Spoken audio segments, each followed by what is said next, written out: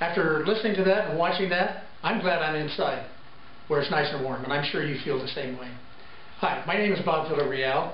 Thank you very much for joining me for this video presentation of my book and the associated website.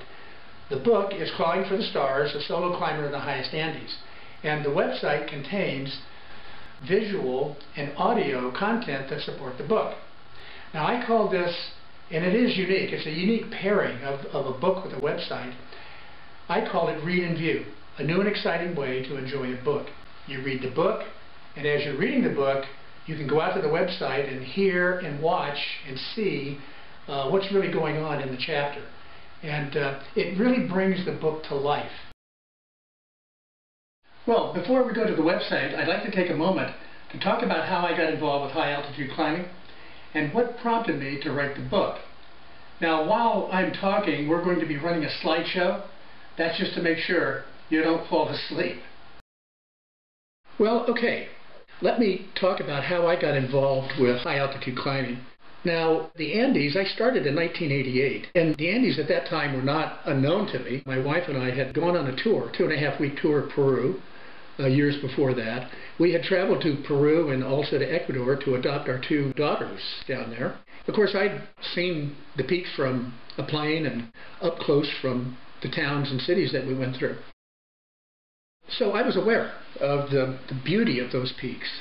But one day I was reading a National Geographic magazine, and they had this pictorial spread on the Andes. And the photography was stunning. I mean, it was just absolutely beautiful. That's really what launched me on my climbing career. I looked at those peaks and I said, you know, I'd like to climb some of them. I had no idea that this would set me on my way with 30 climbs over 21 years. Just a simple little thing, seeing pictures in National Geographic. Amazing. Well, I began my climbing career with a guiding company and climbed with this company in Ecuador, Bolivia, and Argentina. After that, I felt I had the experience to go my own way, and so I did.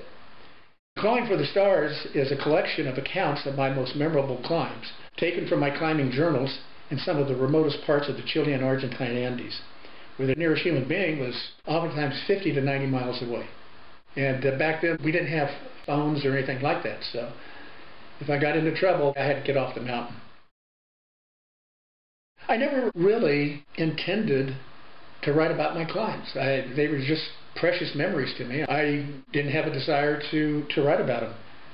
But when I returned from my last climb in November of 2009, my grandson Alex asked me about the trip.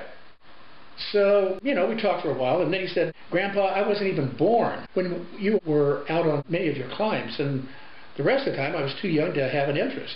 Now I would like to know what happened out there and how everything went down. Why don't you write a book? Well, how could you turn down a request like that, you know? This is all I needed to see that, yes, there might be some value to telling some of my stories. That's the book. I wrote it for Alex and for the general reader also. In my stories, I always set out on a climb not knowing what I would find along the way, except the silence and solitude that I really like. Of course, one goal was to reach the top of the mountain. But early on, I came to know that reaching the summit was secondary to me. It was the journey that mattered most. The journey from home to the peak, climb up the mountain, and the return once more to home and family. And it was always high adventure. Every moment was high adventure. Okay, now let's go to the website and we'll see how all of this works. Well, here we are at the website, and you'll see there's 2 separate screens here. One is for the second book, Chronicle of Pedro de Merida, but that doesn't concern us right now. So let's click on the Climbing for the Stars screen, and we're immediately taken to the site that supports that particular book. And if we go to the top here, you see we have the obligatory home about the book. I tell how the book came about. Next is table of contents and selected chapter passages. For each chapter, you can click on it and see some passages from the particular chapter. You get an idea of what's going on there. Next is take a tour. These are Google Earth tours for each chapter. I take you out to a particular peak in that chapter, take you up the mountain, and then bring you back. Next is photos, and here are anywhere from 20 to 30 photos by chapter. So as you read a particular chapter, you can come out here and access the photos and see what's really going on out there. Next is Panoramio and Earth. Panoramio is a software adjunct to Google Earth. And I've loaded pictures out there and tagged them so that they're in categories by mountain. And you can click a particular picture, it enlarges, and right next to it on the right is a Google Earth box, and you can go right down into Earth and find out where I took the picture. Next is Watch a Movie. This is camcorder movies, several camcorder movies I shot in my later career, and they've been professionally edited. And this is a way for the viewer to actually see what it was really like out there as far as the terrain around a particular peak. And then we have acknowledgments about the author, and that's it. Well, that's it. I hope you now see how the read and view approach will enhance your enjoyment of the book. And thank you very much for joining me.